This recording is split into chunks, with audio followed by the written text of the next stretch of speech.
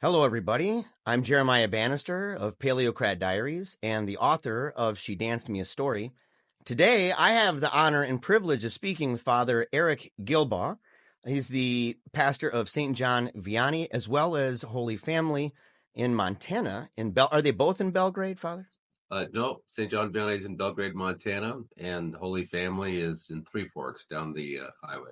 Most of us in this region have more than one church that we care for. Well, it's interesting. A lot of people who've never been to Montana, they may not fully understand the lay of the land. And I am old enough to remember having driven through there before with speed limit signs that said reasonable and prudent. That's correct. Yeah, it's the Wild West. It's the Wild West. Okay. Well, we've got this conference coming up. We've got the Catholics in Communion Conference. It's kind of the talk of the town a little bit, certain platforms and whatnot.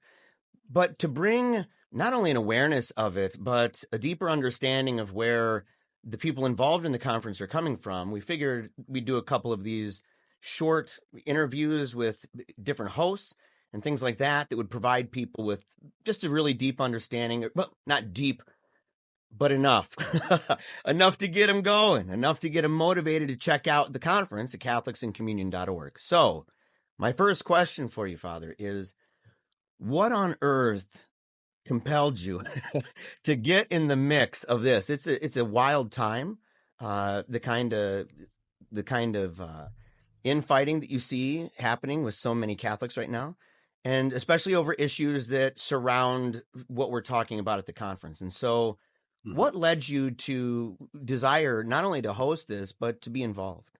Sure.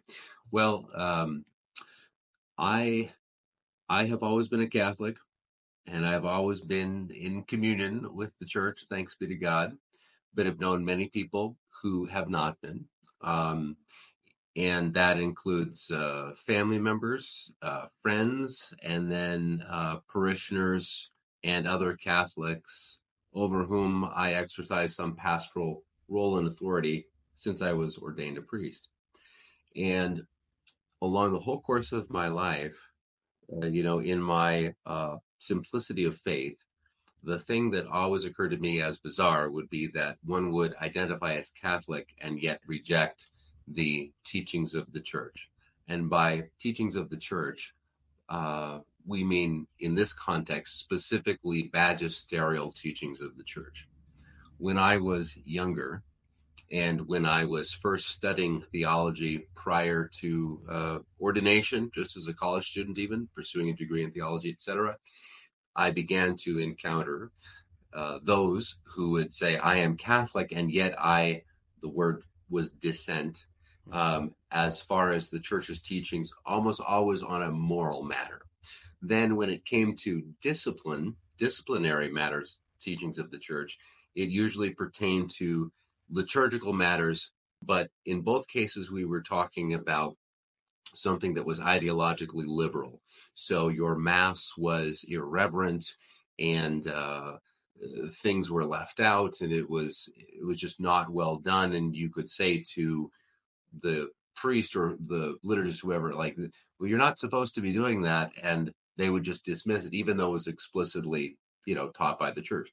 Or you could be discussing a moral matter. Usually it had to do with abortion, contraception, or the practical application of that morality to the political sphere. And the ideologically liberal Catholic would say, well, we're just going to have to agree to disagree, or I don't agree with the church on that.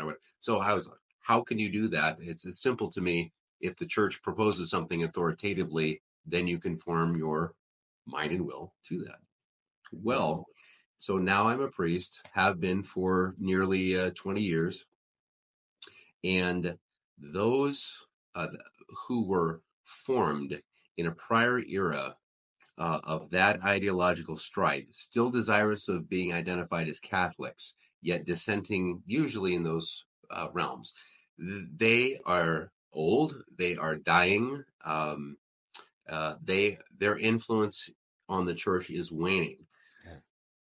Bizarrely, amen to that, by the way. Yeah, bizarrely, I have found that there is a new movement within the church that is also masquerading as Catholic and yet doing precisely the same thing ultimately, namely wanting and desirous of identity as Catholic, and yet dissenting from dismissive of magisterial authority.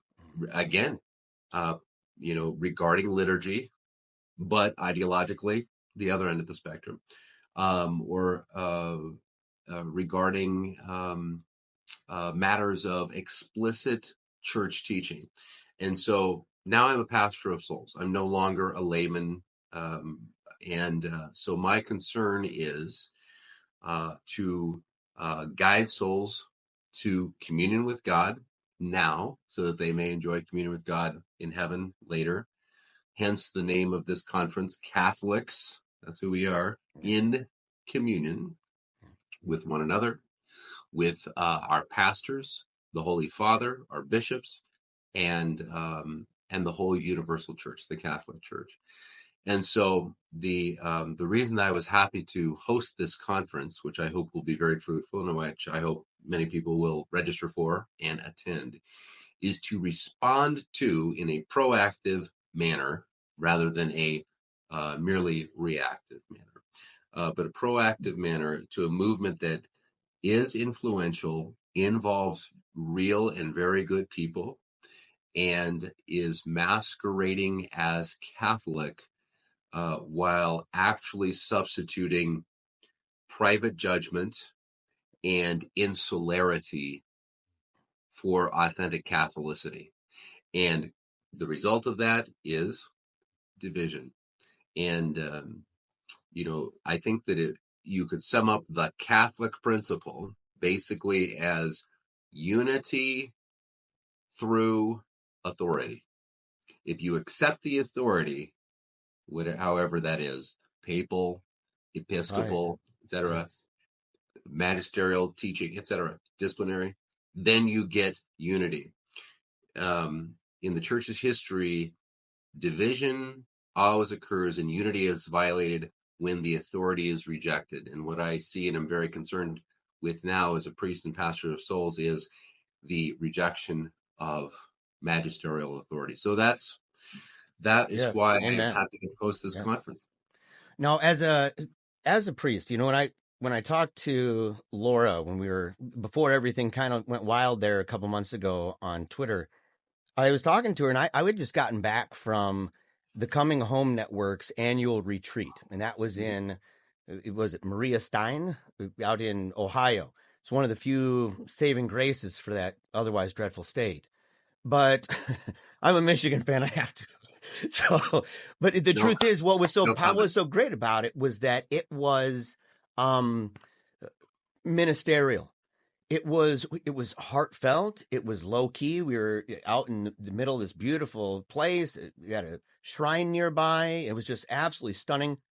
But I remember talking to her, and I said, because of the angle of this and the urgency of it, I think we should have a real ministerial approach with this, that it should not just simply be an I'll make my stand moment kind of thing.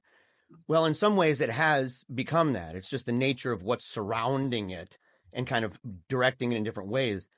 But what as a pastor of souls, what do you hope will come out of this conference that on a ministerial scale, that when they leave, it's not just a new idea in their brain, but it's something deeply entrenched in a relational encounter with others who are striving for that same thing at the conference? Yeah, certainly. That's actually probably a good point on which to conclude. The hope for this conference is that by being with other people, by hearing presenters who have taken time to reflect upon this, by having opportunity for communal prayer, meals, conversation, and processing, that we would all come away with a deeper appreciation of what is ultimately behind this, because it's an admixture of good and bad. It's not all bad, Right. and by no means. But I think that many of us, and I would include myself in this, that we are often put on our heels and really caught off guard by the first principles, if you will, and the dynamics behind the movement when we encounter it in a concrete person or family or parishioner. It doesn't matter. And we just go, whoa, I don't even know how to process this. I'm being, this is a common experience. I feel like I'm just having the kitchen sink of every issue, scandal, news thing, historical deal, liturgical question like thrown at me. I'm just overwhelmed. Right. To take some time peaceably, intelligently, charitably to process it so that we can then return to our homes, to our vocations, better equipped to respond and to help preserve communion within the Catholic Church. Amen. Amen to that a million times, Father. And so I'm really excited to have had the chance to speak with you. I encourage everybody to not only keep Father Gilbaugh in prayer in those parishes that he's a pastor of in prayer, but also the conference as a whole and all those individuals who will be interviewing, most of them, if not all of them, in the coming weeks. And so if you'd like to learn more, make sure to go to www.catholicsincommunion.org. Once again, that's www.catholicsincommunion.org. And until next time, as we always say on Paleocrat Diaries, never give up, keep on smiling, and memento mori.